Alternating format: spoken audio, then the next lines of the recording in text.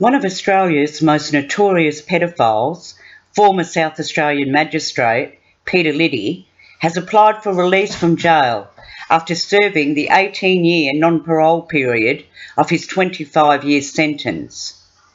The 75-year-old was initially housed in solitary confinement in Yatala Labor Prison's high security wing, home to some of the state's most dangerous criminals.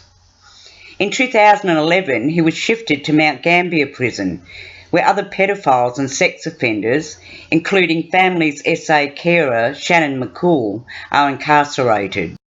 Having earned the distinction of being South Australia's longest-serving magistrate and known for handing out severe sentences, his sexual abuse of young boys at the Brighton Surf Lifesaving Club, where he coached the nippers, boys aged between 8 and 10, put him on the other side of the dock and earned him the record of the longest jail sentence to be handed down to a pedophile in South Australia at that time. Attorney General Vicky Chapman describes Liddy's crimes as abhorrent and is seeking advice on whether to apply for an indefinite detention order.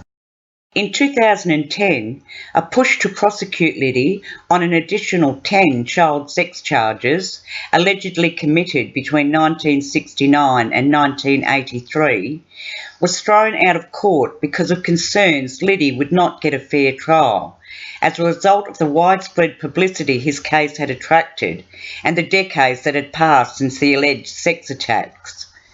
Medical evidence on Liddy's health also hindered the likelihood of a successful prosecution.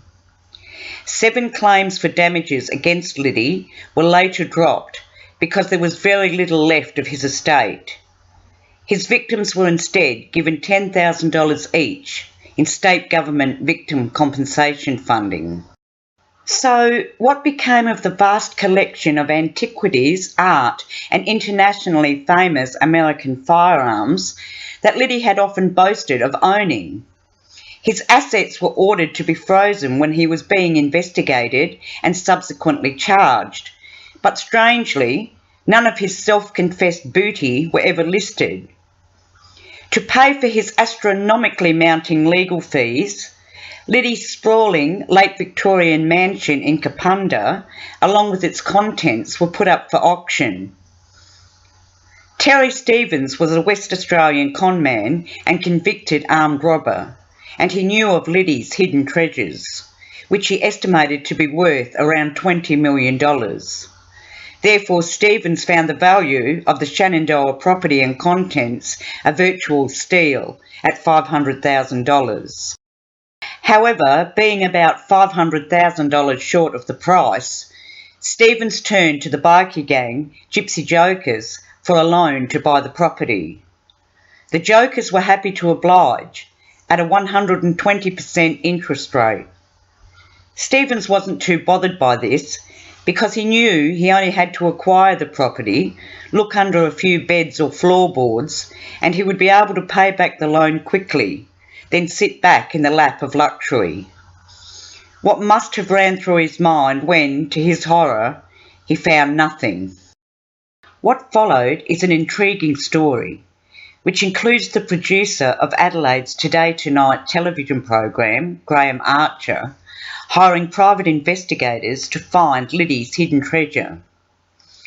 Managing to do what the police could not, the investigators eventually uncovered Liddy's missing cache of Flintox rifles and pistols. What followed involved lengthy court cases and involved people from the justice system and the police to the Australian House of Assembly and the Speaker, Peter Lewis. There is a link to an interesting read about what actually happened, and I'll leave it in the comments section below. Back to Liddy's application for parole, which will be considered by the South Australian Parole Board this month, his victims were notified by letter. The family of Byron Mills, who was one of the first to come forward with allegations against Liddy, pledged to fight to keep the former magistrate behind bars. Byron's father, Trevor, said it amounts to a lifetime sentence of torment for his victims caused by Liddy's selfish, evil and depraved actions.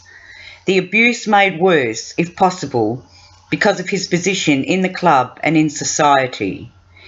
Liddy has forfeited his right to live in our society and should, at the very least, serve his full sentence of 25 years.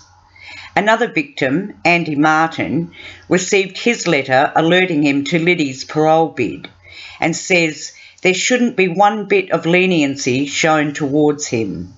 Attorney General Vicky Chapman described Liddy's crimes as abhorrent and says she has sought advice from the Crown Solicitor's Office as to whether it would be appropriate for an application to be made for Liddy to be indefinitely detained on the basis that he may be either unwilling to control or incapable of controlling his sexual instincts. That advice is currently being prepared by the CSO.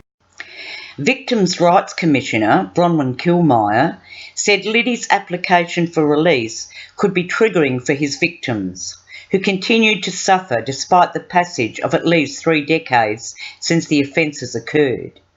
She says, "I know that corrections are contacting the already registered victims, but if anybody else would like help, please contact our office and we can help with submissions to the parole board." No matter the outcome, there will always be a question mark over Peter Liddy's connection to the infamous ring of high-profile paedophiles known as the Family, responsible for the rape, mutilation and murder of young boys across Adelaide during the 70s and 80s. Other suspects include convicted paedophiles, Adelaide doctor Stephen George Woodards, high-profile lawyer Darren Stevenson, bookmaker Robert William Simmons, also known as Mother Goose, Magistrate Richard Dutton Brown, host of children's TV programs in the 70s and 80s, Rick Marshall, and Adelaide doctor Peter Milhouse. If Liddy is released, his name could be included on a yet-to-be-established National Public Register on child sex offenders.